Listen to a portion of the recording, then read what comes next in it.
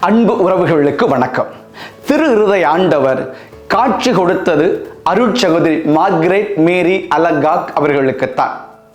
Margaret மேரி அலகாக் அவர்களுடைய வாழ்க்கை, அவருடைய அர்ப்பணிப்பு, இயேசுவின் இதயத்தை அவர் பார்த்த அந்த சூழல், அவருடைய துயரம் அனைத்தையும் இந்த காணொளியில் உங்களோடு நான் பகிர்ந்து கொள்ள இருக்கிறேன். அது மட்டுமல்ல, இந்த காணொளியில் ஒரு ட்விஸ்ட் உள்ளே வைத்திருக்கிறேன். போகிற வழியிலே நீங்கள் அதை அறிந்து கொள்ளலாம். தவறு விட்டு விடாதீர்கள். இதுவரை சப்ஸ்கிரைப் செய்யாதவர்கள் சப்ஸ்கிரைப் செய்வதோடு லைக், கமெண்ட், ஷேர் செய்து மற்றவர்களும் இந்த அரிய தகவல்களை அறிந்து கொள்ள உதவ உங்களை அன்போடு கேட்டுக்கொள்கிறேன்.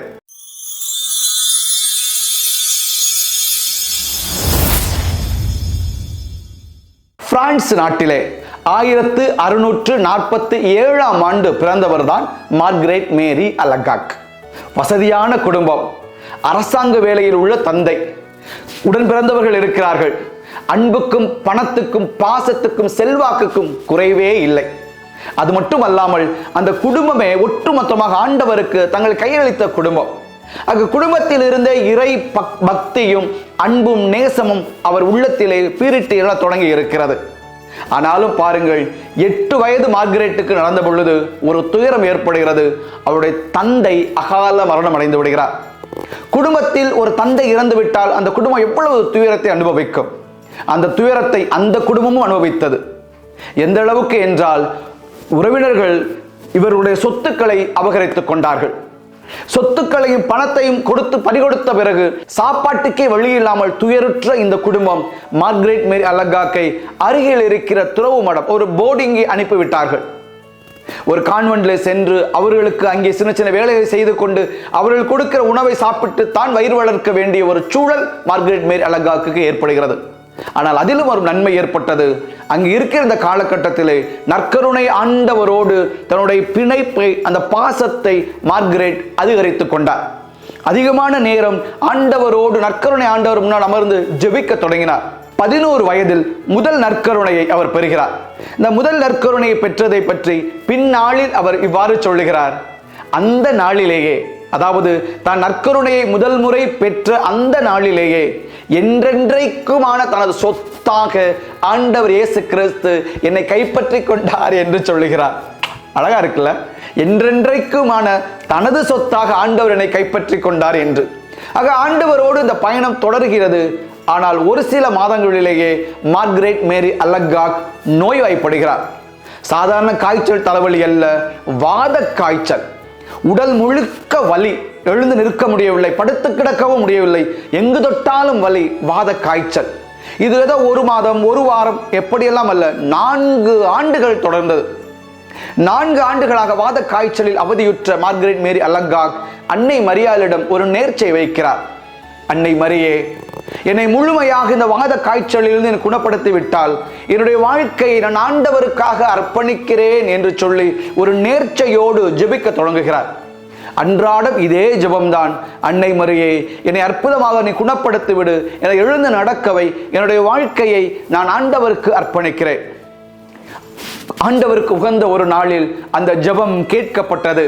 வாத காய்ச்சலில் இருந்து மார்கரெட் மேரி அலகாக் அற்புதமாக சுகம் பெற்றார்.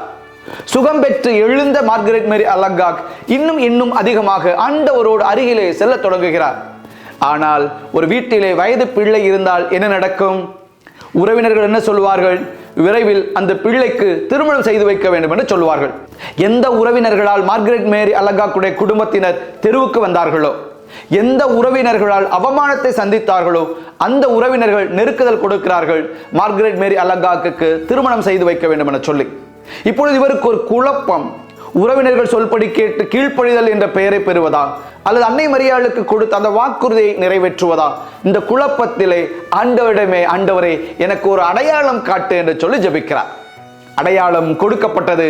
பின்னாளில் மார்கரெட் மேரி அலகாக் எழுதுகிறார், நான் ஆண்டவருடைய குரலை என் இதயத்தில் கேட்டேன். அந்த குரல் சொன்னது, என்னுடைய அன்பை உலகெங்கும் எடுத்து செல்ல உன்னை நான் ஒரு கருவியாக பயன்படுத்த போகிறேன் என்று அந்த குரல் கேட்டது. அந்த குரலை நான் அடையாளமாக எடுத்துக்கொண்டேன். நான் துறவு மடத்தில் சேர்ந்தேன் என்று சொல்கிறார். துறவு மடத்திலே சேர்ந்த பொழுது மார்கரெட் மேரி அலகாக்கு 24 வயது. தன்னை அர்ப்பணித்துக் கொண்டு பயிற்சியில் தன்னை ஈடுபடுத்தி ஆண்டவருக்கு வாக்குறுதியை கொடுத்து அருட்சகோதரியாக பயணத்தை தொடங்குகிறார். 2 ஆண்டுகளில் 1673ஆம் ஆண்டு ஒரு முறை ஜெபித்துக் கொண்டிருக்கிற பொழுது மார்கரெட் மேரி அலகாக்கு முன்னே ஆண்டவர் இயேசு கிறிஸ்து தன் இதயத்தை காட்டியபடி தோன்றுகிறார். முதலில் இவருக்கு யார் என்று புரியவில்லை. தயங்குகிற பொழுது ஆண்டவர் இயேசு சொல்லுகிறார், இங்கே பார், என் இதயம் அன்பினால் பற்றி எரிந்து கொண்டிருக்கிறது. இந்த அன்பை இதற்கு மேலும் என்னால் இங்கே அடைத்து வைக்க முடியாது என்று சொல்லுகிறார். நாம் யோசிக்க வேண்டும், அன்பு அடைத்து வைக்கப்பட்டிருக்கிறதா? அதற்கு காரணம் என்ன என்கிற கேள்வியை நாம் சிந்திக்க வேண்டும் அல்லவா? தொடர்ந்து சொல்லுகிறேன், பாருங்கள். இங்கே அன்பு அடைத்து வைக்கப்பட்டிருக்கிறது என்று சொல்லுகிறார். அது மட்டுமல்ல, வா என் நெஞ்சோடு சாய்ந்து கொள், எனக்கு ஆறுதலாய் இரு என்று கேட்கிறார். இயேசு ஆண்டவர் தன்னுடைய இரவு உணவின் போது துயரத்தில் இருக்கின்ற அந்த மரணத்தின் துயரத்தில் இருக்கிற அந்த வேளைகளை யோவான் நற்செய்தியாளர், அந்த திருத்தூதர் ஆண்டவர் இயேசுவின் இதயத்தில் தலை சாய்த்து தங்களுக்கும் ஆறுதலை பெற்றுக்கொண்டு இயேசுக்கும் ஆறுதலை கொடுத்தாரே, அதே போல இங்கு இயேசுவே மார்கரெட் மேரியை அழைக்கிறார். வா என் நெஞ்சிலை சாய்ந்து கொண்டு எனக்கு ஆறுதலை கொடு என்று சொல்கிறார். மறு ஆண்டு 1674ஆம் ஆண்டு மீண்டும் ஆண்டவர் இயேசு கிறிஸ்து தன் இதயத்தை திறந்து காட்டி மார்கரெட் மேரி அலகாக்கு காட்சி கொடுக்கிறார். இந்த காட்சியின் பொழுது ஆண்டவர் சொல்லுகிறார், நற்கருணை ஆண்டவரை அனுதினமும் நீங்கள் சந்தியுங்கள்.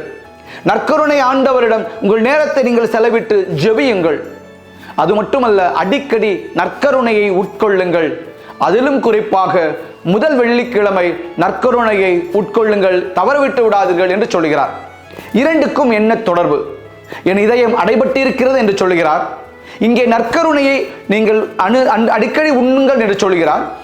அல்லது அடிக்கடி உண்ணவில்லை என்றால் கூட முதல் வெள்ளிக்கிழமை தவறவிட்டு விடாதீர்கள் என்று சொல்கிறார். என்ன சம்பந்தம்? மூன்றாவதாக 1675ஆம் ஆண்டு ஆண்டவர் இயேசு கிறிஸ்து மீண்டும் காட்சி கொடுத்து தன் இதயத்தை காட்டுகிறார். இப்பொழுது இயேசுவின் இதயம் முள்முடியால் சூழப்பட்டு இருக்கிறது. இயேசுவின் இதயத்திலே சிலுவை இருக்கிறது. அங்கே அன்பு பற்றி எரிந்து கொண்டு இருக்கிறது. இப்பொழுதும் இயேசு ஆண்டவர் சொல்லுகிறார், இங்கே பார், இந்த மனு குலத்திற்கு நான் அன்பை முழுமையாக கொடுக்கிறேன். ஆனால் பதிலன்பை நான் பெறுவதற்கு பதிலாக புறக்கணிப்பையே நான் பெறுகிறேன் என்று சொல்லுகிறார். இங்குதான் நான் சொன்ன அந்த ட்விஸ்ட். இதற்கு முன்பு நான் பேசிய இயேசுவின் புனித குழந்தை தெரசம்மாள் பற்றிய காணொளிகளே சின்ன சின்ன விஷயங்களை கூட இயேசுவின் குழந்தை தெரசம்மாள் ஏன் இயேசுவுக்கு அர்ப்பணித்தாள் என்பதை குறித்து விரைவிலே ஒரு காணொளி வெளியிடுவதாக நான் சொல்லுகிறேன். இப்பொழுது இந்த காணொளியில் நான் சொல்லுகிறேன், இயேசு ஆண்டவர் சொல்லுகிறார், என் இதயம் புறக்கணிக்கப்படுகிறது, பதிலன்புக்கு பதிலாக நான் புறக்கணிப்பை பெறுகிறேன், என் அன்பு அடைபட்டு கிடக்கிறது, நற்கருணை அடிக்கடி வாங்குங்கள் என்று சொல்லுகிறார். இது இரண்டுக்கும் ஒரு கன்னி முடிச்சு இருக்கிறது. இயேசுவின் குழந்தை தெரசம்மாள் இயேசுவை நோக்கி சென்றதற்கும் இயேசு மார்கரெட் மேரி அலகாக்கை தேடி வந்து இதை சொன்னதற்கும் ஒரு கன்னி முடிச்சு இருக்கிறது. நாளை வெளிவரும் காணொளியில் இதை கண்டிப்பாக நான் உங்களுக்கு சொல்லுகிறேன். முழுமையாக இதை புரிந்து கொள்வதற்கு உங்களுக்கு நிச்சயம் இது பயன்படும். சரி, இயேசு மார்கரெட் மேரி அலகாக்கு இவ்வாறு காட்சி கொடுத்து கொண்டு இருக்கிற பொழுது இதை யாரிடம் சொல்லுவது? இதை யாரிடம் சொன்னால் அவரிடமே புரிந்து கொள்வார்கள்? உடன் இருக்கிற அருட்சகோதரிகள் இவளுக்கு ஏதோ ஆகிவிட்டது என்று சொல்லி புரணி பேச தொடங்குகிறார்கள். அருட்சகோதரிகள், நீ இதை குறித்து யாரிடம் பேசக்கூடாது, அமைதியாக என்று சொல்கிறார்கள். சபையின் தலைவி, அந்த இல்ல தலைவி சொல்கிறார், நீ அதிக பிரசங்கத்தனமாக பேசுகிறாய், நீயாக ஒரு கதையை கட்டுகிறாய், நீ அமைதியாக இருக்க வேண்டும் சொல்லி அடைக்கி வைக்க பார்க்கிறார்கள். யார் அவருக்கு வழிகாட்டியது? அவருக்கு ஆன்ம குருவாக இருந்த கிளவுதே லா கொலம்பியாரே என்கிற இயேசு சபை குருவானவர் தான் மார்கரெட் மேரி அலகாக்குடைய அந்த காட்சியை புரிந்து ஏற்று மற்றவர்களுக்கும் சொல்லி இந்த அன்பை அடுத்த கட்டத்திற்கு கொண்டு சென்றவர். இந்த கிளவுதே லா கொலம்பியாரை பற்றி ஏற்கனவே நான் பேசியுள்ள ஒரு காணொளியில், நீங்கள் தனிமையில் இருக்கிறீர்களா, தனியாக இருக்கிறீர்களா என்ற தலைப்பிலான காணொளியில் நான் இன்னும் கூட கொஞ்சம் விரிவாக பேசியிருக்கிறேன். நீங்கள் அந்த காணொளியையும் நீங்கள் பார்க்கலாம். இவ்வாறு எல்லோரும் மார்கரெட் மேரி அலகாக்கை நீ அமைதியாக இரு என்று சொன்ன பொழுது மார்கரெட் மேரி அலகாக் பதில் சொன்னார், எனக்கு வேறு எதுவும் வேண்டாம், ஆண்டவர் எனக்கு கொடுத்துள்ள இந்த பணியை நான் முன்னெடுத்து சென்றாலே எனக்கு போதும், வேறு எதுவுமே எனக்கு வேண்டாம் என சொல்லி தாழ்ச்சியோடு பதிலளித்து இயேசு ஆண்டவர் தனக்கு கொடுத்த காட்சியையும் கொடுத்த வாக்குறுதிகளையும் தொடர்ந்து அறிவித்துக் கொண்டே இருந்தார்.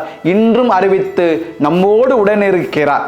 அன்புக்குரியவர்களே, எவ்வளவு துயரத்தில் இருந்தாலும், எவ்வளவு நோய் வந்தாலும், உறவினர்கள் நம்மை புறக்கணித்தாலும், ஆண்டவரோடு நாம் உடன் இருக்கிற பொழுது, ஆண்டவருக்கு நம்மை அர்ப்பணிக்கிற பொழுது, ஆண்டவர் நம்மை ஏற்றுக்கொள்கிறார், நம்மை ஆசீர்வதிக்கிறார், வழி நடத்துவதற்கு வழிகாட்டியையும் கொடுக்கிறார் என்பதை புனித மார்கரெட் மேரி அலகாக் அவருடைய வாழ்க்கையிலிருந்து நாம் கற்றுக்கொள்கிறோம். தொடர்ந்து ஜெபிப்போம். இந்த நாளில் மார்கரெட் மேரி அலகாக் உங்களுக்காகவும் பரிந்து பேசுவார். நீங்கள் நலமோடு மகிழ்ந்திருக்க உங்களுக்காக ஆசீர்வாதத்தை பெற்றுத் தருவார்.